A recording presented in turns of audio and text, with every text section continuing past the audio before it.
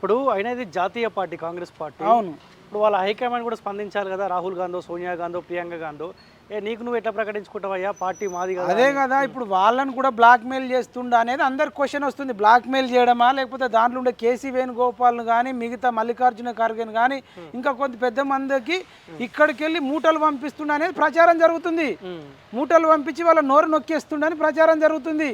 ఈయన పోతే మహారాష్ట్రలో ఓడిపోయారు, ఈయన పోతే ఇంకో దగ్గరకు పోతే ఇంకో దగ్గర ఓడిపోయారు. ఈయన ఏడ పోతే ఆడ ఓడిపోతూనే ఉంది. ఈయన 10 ఏళ్ళు సీఎం అని ఈయనకే. ఇప్పుడు నీకు నువ్వే డప్పు కొట్టుకుంటే ఎట్లా అబ్బా అంటున్నాం. ప్రజలు చెప్పాలి కదా.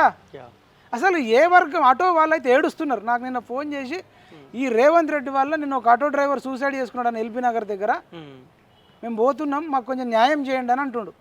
ఆ ఫ్రీ బస్ పెట్టడం వల్ల ఆటో డ్రైవర్లకు అన్యాయం జరిగింది.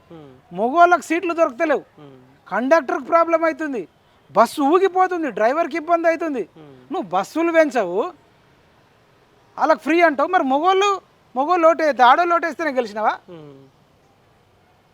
అంటే ఇంత అన్యాయం అయింది. ఆడోళ్ళకు వివరిస్తావు, సాకలోళ్ళు బట్టలు ఉతికే జాతి అంటావు, బీసీలను ముదిరాన్ని చేపలు పట్టే జాతి అంటావు, వాళ్ళ మాదిగలను పశువులను తినే జాతి అంటావు. ఇంకా ఈయన 10 ఏళ్ళు ఎట్లుంటాడు అబ్బా గిన్నె అన్న తర్వాత? నేనేమంటున్నా అంటే ఈయన కేసీఆర్ను 10 ఏళ్ళు నేను సీఎంగా ఉంటా, కేసీఆర్ నువ్వు గుండెల మీద రాసుకో, లేకపోతే ఏదైనా బాయిలో పడి దూకి సావు అని అన్నాడు.